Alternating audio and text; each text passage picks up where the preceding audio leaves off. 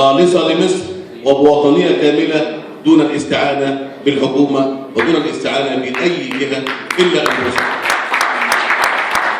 السيد النائب الهمام الشاب النائب عبد الله المغازي عضو مجلس الشعب المصري، أستاذنا العظيم الرجل الذي يعطي وقته دائما ولا يتراجع، وهو رئيسا لأكبر وأعرق الأحزاب المصرية، الأستاذ سيد عبد العال رئيس حزب التجمع.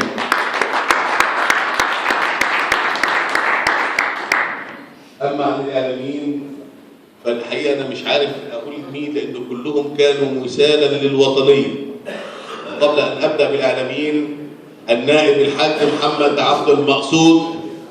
نائب محمد عبد المقصود هو أكثر النواب حصولا على عضوية مجلس الشعب على مدار أكثر من 30 عاما نتيجة اقتناع أهل البحر الأحمر به، وهو أيضا من المساهمين معنا في إنجاح هذه الزيارة. في المفكر الكبير والإعلامي المرح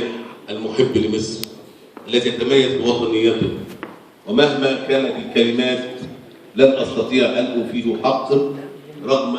الصعاب التي تكبدها في هذه السفرية وهذه المهمة الشاقة، إلى أنه أكثر استقرارا وأكثر